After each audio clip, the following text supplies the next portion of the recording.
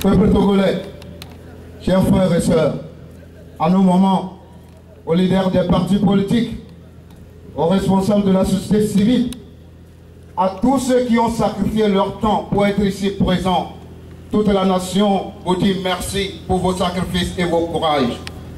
À nos frères militaires, je ne saurais prononcer mon discours sans me rappeler de vous, parce que nous souffrons ensemble. Peuple togolais, l'heure de la vérité a sonné, l'heure de l'alternance a sonné. S'il vous plaît, moi je voudrais me prononcer spécialement sur l'histoire des incendies des marchés. Parce que je suis une des victimes des incendies des marchés. Un dossier pareil ne peut jamais rester fermé. Il faut nécessairement qu'on trouve les vrais coupables. Je me rappelle quand c'était encore hier, en 2013, où j'ai été emporté, enlevé à ma famille durant 15 mois en prison avec mes frères. Pourtant, on n'avait pas du kérosène. Ce qui fut le cas pour beaucoup de nos frères à Lomé comme à Kara. Les incendies des marchés de Kara et de Lomé. S'il vous plaît, quand l'injustice devient une règle de gouvernance, le peuple tout entier a obligation de se lever comme un seul homme pour exiger justice. Nous devons nous lever. Mohamed Loum a fait des révélations troublantes et bouleversantes auprès de Monseigneur Faneko Podjoro, à qui je salue. Malgré son âge avancé, il dit qu'il est l'empereur ou le passeur du peuple. Nous devons soutenir ses actions. S'il vous plaît, Mohamed Loum avait déclaré que ce sont les responsables membres du CST, collectif Sauvons le Togo. Les secondes qui ont suivi, nous avons été arrêtés, inculpés. Mais aujourd'hui, il revient dire autre chose en citant Ford et ses proches collaborateurs. S'il vous plaît, dans les mêmes conditions, les mêmes causes produisent les mêmes effets. Ford et ses amis doivent être arrêtés, comme ce fut le cas pour nous. Ford doit être arrêté et il doit démissionner. Mohamed Loum a cité nos noms et on nous a arrêtés. Mohamed Loum, le même, cite aujourd'hui Ford et ses amis. La même chose doit être appliquée à Ford et ses collaborateurs. On ne peut pas avoir une justice à double visage. Dans nos démarches, nous avons rencontré les victimes, surtout les commerçants et commerçantes, dont les conditions actuelles font pleurer. Les gens ont dû vendre leur maison pour pouvoir survivre. Et aujourd'hui, ils sont sous la menace des institutions financières. Des gens qui avaient des maisons aujourd'hui sont devenus sans maison, sans domicile. Que vont devenir ces enfants? Voilà ce que ce régime nous réserve. Leurs enfants sont devenus des cas sociaux. Chers compatriotes, l'heure de la vérité a sonné. Et je voudrais nous interpeller ceci. Quand les choses deviennent dures, seuls les durs avancent. Le peuple togolais a trop subi. Le peuple togolais a trop subi. S'il vous plaît, vous savez ce qui nous manque? C'est l'unité d'action. La sincérité dans nos actions. Il faut que chacun de nous s'interroge. Pourquoi durant 54 ans, l'oreille dépasse la tête? Pourquoi durant 54 ans, reprenant les propres thèmes de foi, que c'est une minorité qui détourne les moyens de l'État?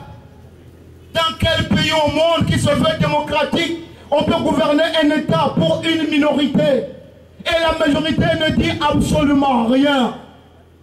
S'il vous plaît, à chacun de nous de répondre à cette interrogation. Quel est le sens de notre existence ici-bas? Si nous sommes nés dans la misère et mourir dans la misère, nous sommes nés dans l'injustice et mourir dans l'injustice. L'heure de la vérité et de l'alternance a sonné. Pour y arriver, il faut l'unité d'action. Il faut l'unité d'action. S'il vous plaît, aujourd'hui c'est une évidence incontournable. Aucun parti pris à lui seul ne peut sauver le peuple togolais. C'est ensemble comme des frères et des sœurs que nous allons sortir le peuple togolais de cette souffrance. Pour finir, chers compatriotes, nous avons écouté le message des évêques. À chaque fois, ils ont toujours pondu des messages très intéressants. Mais une théorie sans pratique est aveugle et myope. mettre à l'œuvre comme ce fut le cas en RDC Congo. Les pasteurs, les prêtres, les imams, vous ne pouvez pas être heureux quand les fidèles souffrent, n'ont pas à manger. Vous devez vous joindre à Monseigneur Faniko Podro, dire à nos frères au pouvoir que ça suffit, ça suffit. Chaque ethnie dans ce pays, comme ce fut le cas sur notre réfugié, tout le monde a lutté pour que le Togo ait l'indépendance. Pourquoi aujourd'hui une minorité fait fi des Togolais? Quel est mon bonheur si je suis entouré seulement de pauvres? Se demandait Eva Joly. Chers compatriotes, nous sommes nombreux. Chaque Togolais aujourd'hui veut le changement. Dans la main et dans la fraternité, levons-nous. Prochainement, je nous invite à Bassa, je nous invite à Bafilo, je nous invite à Mango, à Tapon, à Kara. À Kara, il n'y a rien. C'est le chef de l'État. Il n'y a absolument rien. La misère n'a pas de couleur au Togo. Que tu sois de l'opposition, de l'UNI, nous souffrons tous. C'est pourquoi nous avons obligation de nous mettre ensemble. Quand vous arrivez à Kara, le pouvoir pour lequel on nous tue, on nous assassine, il n'y a rien d'attrayant. La seule chose à Kara, c'est la misère et le chômage.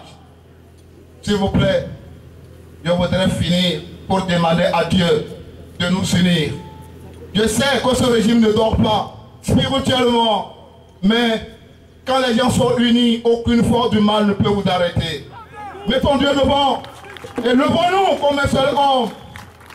Je voudrais demander aux responsables des partis politiques l'humilité et la collaboration mutuelle.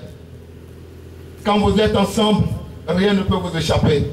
Chers compatriotes, le temps nous talonne et nous aurons des occasions encore plus fortes et intéressantes pour dire à Faure et ses amis, ça suffit. Celui qui a brûlé les marchés, dont le nom cite, ne peut pas être président. Dans ces conditions d'insécurité, on ne peut pas organiser des élections. On n'organise pas des élections dans l'insécurité. Il faut tout mettre à terre avant de parler des élections. Je vous remercie.